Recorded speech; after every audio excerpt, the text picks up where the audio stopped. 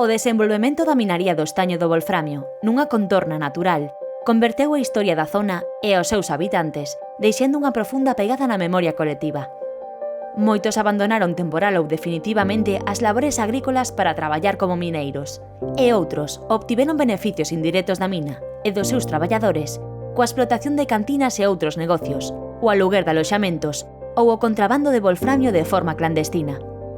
Nas primeiras explotacións de mediados do século XIX, o número de traballadores era moi pequeno e normalmente non superaba a dúcia.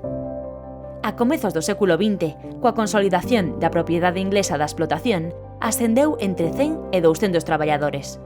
Cando o número de persoas empregadas na mina foi maior, foi nos anos da Segunda Guerra Mundial, chegando a cadar cifras aproximadas aos 4 milleiros.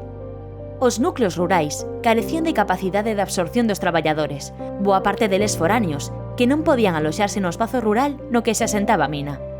Como a continuidade da mina non estivo garantida en ningún momento da súa historia, fixo que as vivendas edificadas pola empresa fosen barracas de madeira ou pedra e madeira.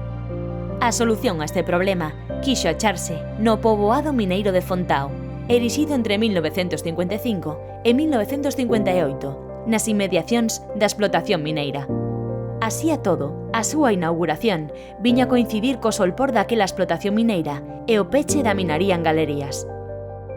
A chegada de traballadores desde outras zonas de España ou doutros países como Portugal ou Venezuela representou un enriquecemento da sociedade rural da Brea, que serviu para incorporar novas costumes sociais e culturais.